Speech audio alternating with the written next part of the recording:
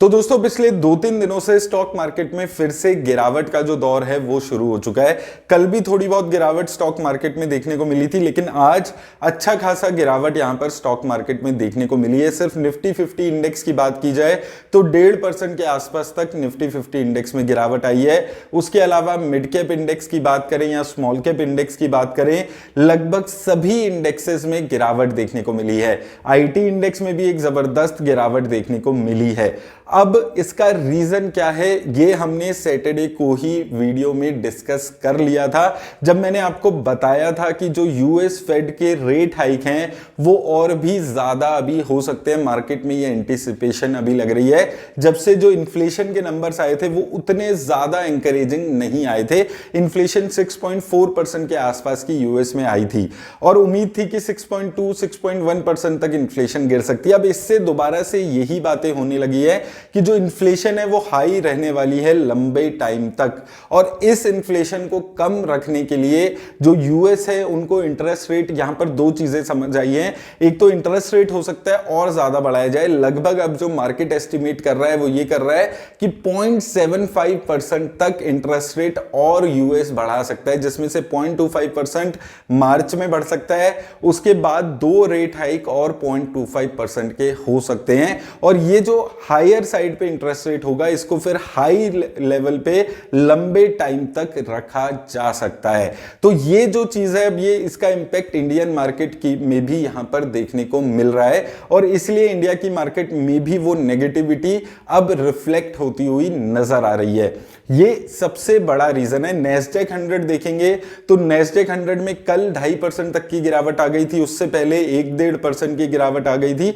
तो नैस्डैक 100 में ऑलरेडी अच्छी खासी गिरावट आ चुकी है। 12-12,500 तक पहुंच गया था नैस्डैक 100, जो अभी गिर के 11,500 के आसपास आ गया है, और उसी का इंपैक्ट इंडिया की मार्केट में भी रिफ्लेक्ट होते हुए नजर आ रहा है। साथ में यूएस फेड की जो मिनट्स है, उसकी मीटिंग की जो मिनट्स हैं वो आज रात तक आएंगे, तो उस पर भी मार्केट थोड़ी सी वॉलेटाइल होने लगी है। वहां पर एक सही पिक्चर निकल के आएगी कि अभी इंटरेस्ट रेट को कितना हाई किया जा सकता है। मैंने ये चीज आपको पहले ही बताई है कि जो बैंक ऑफ अमेरिका है, गोल्डमैन सैक्स है, इन्होंने ये चीज बोली है कि जो इंटरेस्ट रेट है वो 3 बार और अभी इंक्रीज किए जा सकते हैं, और फेड की जो मिनट्स आएंगे उससे और ये चीजें क्लियर हो जाएंगी। तो जब से बैंक ऑफ अमेरिका की रिपोर्ट आई है उसके बाद से यूएस मार्केट में तो गिरावट आने लगी थी, लेकिन इंडिया मार्केट में उतनी गिरावट नहीं आई थी, जो कि अब 2-3 दिन से मार्केट में ये चीज गिरावट आ रही है। और जो सबसे ज्यादा चिंता की बात है कि 17,800 का जो निफ्टी का एक अच्छा खासा सपोर्ट हुआ करता था वो भी अभी निफ्टी ने ब्रेक कर दिया, और हो सकता है 17,200 17,300 तक भी चली जाए अगर 17,800 पे निफ्टी सस्टेन नहीं करती है। और ये चीज आपको थोड़ा सा यहां पर समझकर चलना पड़ेगा कि स्टॉक मार्केट में अगर जो फिक्स रेट ऑफ इंटरेस्ट वाले इंस्ट्रूमेंट्स है वो वहां पर अच्छा रिटर्न्स मिलने लगेगा। 7.5-8% का तो अब एफडी में ही रिटर्न्स मिल रहे हैं। जो डेट म्यूचुअल फंड्स हैं वहां पर भी 7.5-8% तक इंटरेस्ट रेट मिलने लगे हैं, तो उसका नेगेटिव इंपैक्ट हमेशा स्टॉक मार्केट पे होता हुआ आया है, और वही चीज यहां पर देखने को मिली है। जो लिक्विडिटी है उसमें भी थोड़ी सी प्रॉब्लम होने लगी है, क्योंकि जो पैसा है वो फिक्स्ड डिपॉजिट और इन इंस्ट्रूमेंट्स में भी अब काफी ज्यादा जाने लगा है।